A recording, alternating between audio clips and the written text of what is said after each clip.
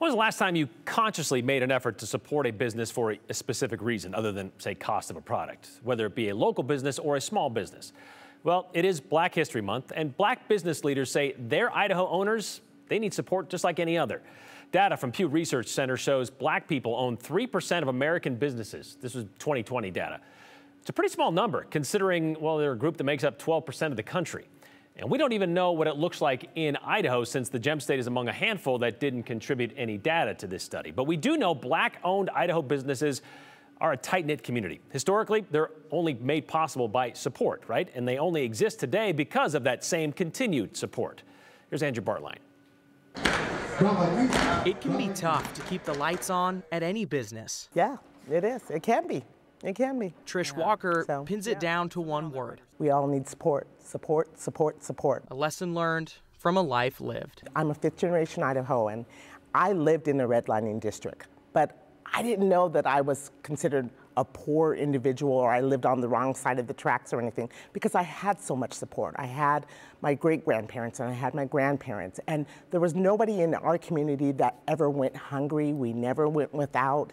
The support given to Trish, she now gives to others. I do. I love it. I love every day. That's because every day, I am the CEO and founder. Trish goes to work with a purpose to support Black-owned Idaho businesses.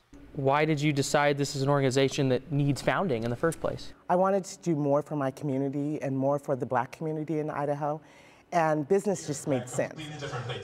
And it made even more sense when Trish learned about the demand. Expecting 30 to 40 businesses to sign on, she now supports around 200. Some of them aren't licensed, some of them need a business plan, some of them need that training. And one of them, man, I love Idaho, is Brandon Timberlake. I tell you, I feel like sometimes I was almost born in the wrong state. He's the owner of Timberlake Cuisine. Brandon moved to Idaho from Las Vegas in 2020 to bet on himself and a better life, to be his own boss. In my culture and my family, the most thing we were smiling and laughing over was food. No matter how bad things were, food was the thing that brought us together. And I've seen that. And that's something that I know I can recreate that for others, for all, you know. Could this be your full-time job without IBCA?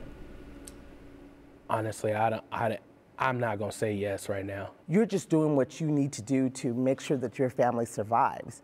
And so you've turned that into a business. And so we're just trying to be that resource to help them to get their business to that next level.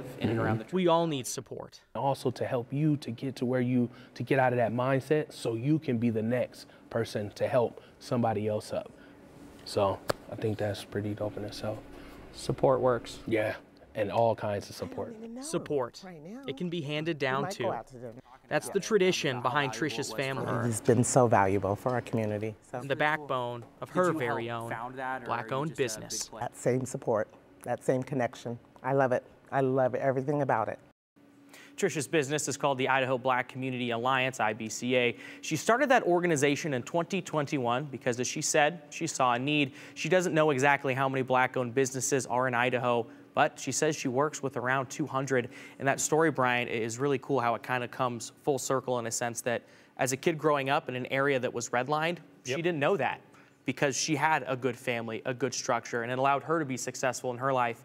Well, she wants to pass that on to other people who maybe weren't afforded those same opportunities and that same luck that she had despite an otherwise difficult situation. Perspective, for sure. Sometimes it's hard to see the forest for the trees, and getting outside of that and realizing, wait a second, there's a whole other set of rules and even allies out here that I had no idea existed. Yeah, and when we talk with, Brandon specifically, like he has a story and he has needs to where his cuisine company, he wants to have like a building, a brick and mortar area.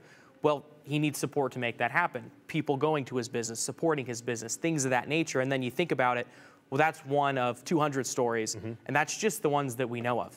That's pretty good. So it's really interesting if you break it down of, I don't know, how many more are out there? How many more stories are we just maybe not privy to? It starts with one, so I'm going to look for Brandon's food truck out there. Okay, all right. you should.